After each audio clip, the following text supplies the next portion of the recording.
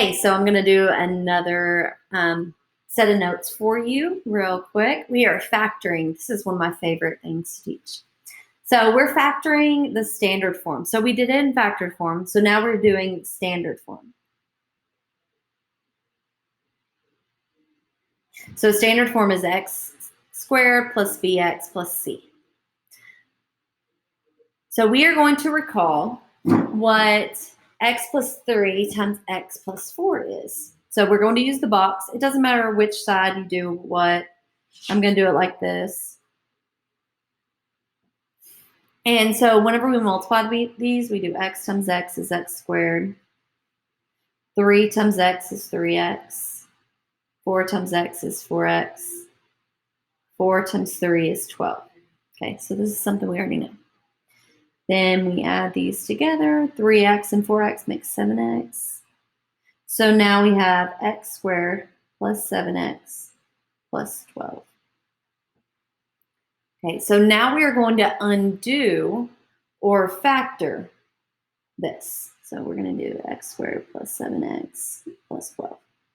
Okay, so we already know what this is, but we are undoing it. We're not going to think about this. We're only going to look at this. All right, so in the top left, we always have the x squared. Bottom right, we always have the term that doesn't have any variables in it. Okay, so now we are going to factor. Okay, what makes x squared? So what needs to go in this spot and this spot? The only thing that makes x squared is x times x. Okay, now the center part is 7x, right?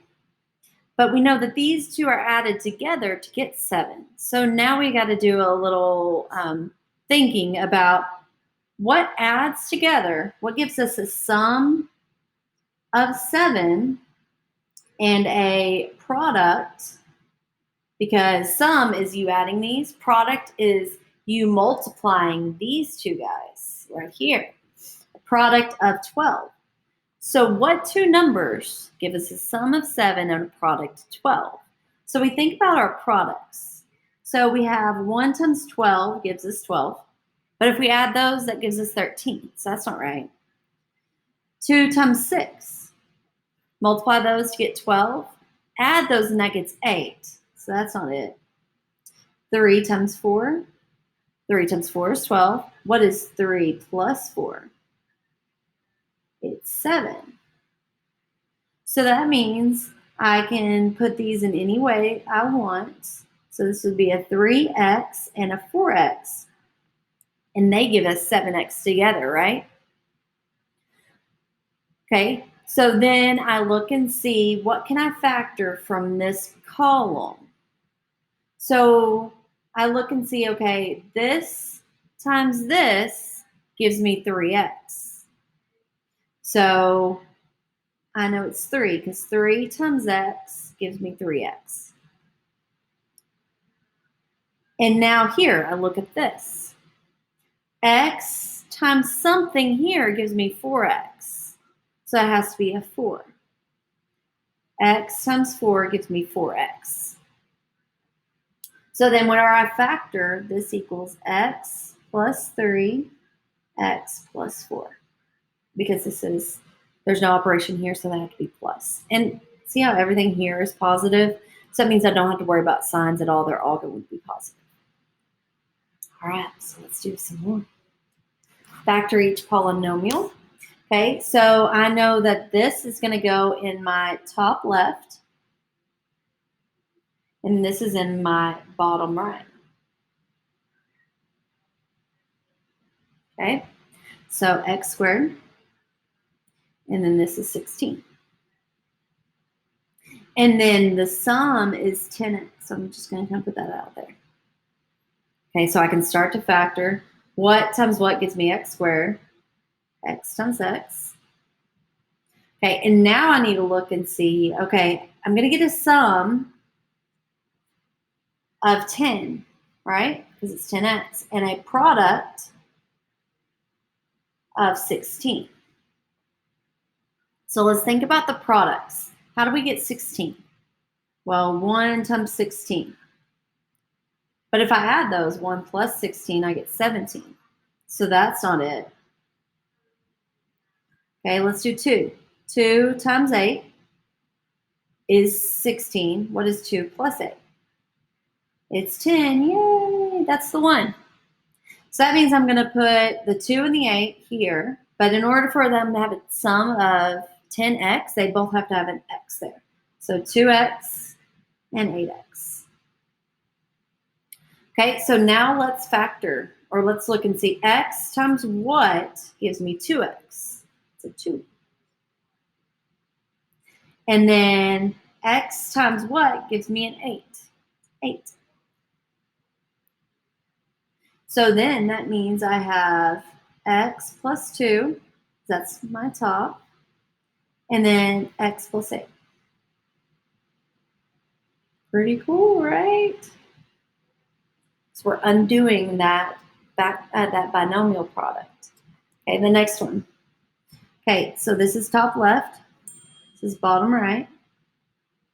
So x squared. And this is 8. And then the sum of the diagonals is 9x. So we know that this is x and x, because x times x is x squared.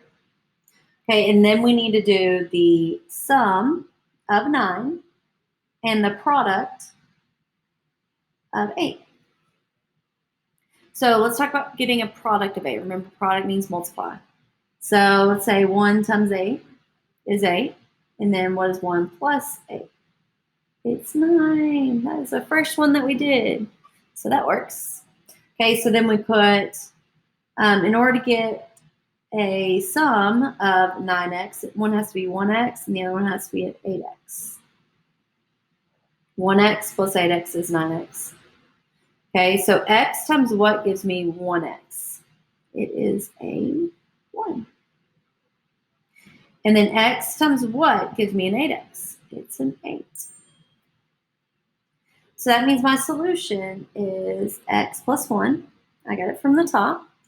And x plus 8. Okay, pretty cool. Y'all probably don't think it's cool, but I do. It's my favorite thing. All right, we're going to do just a few more on this page.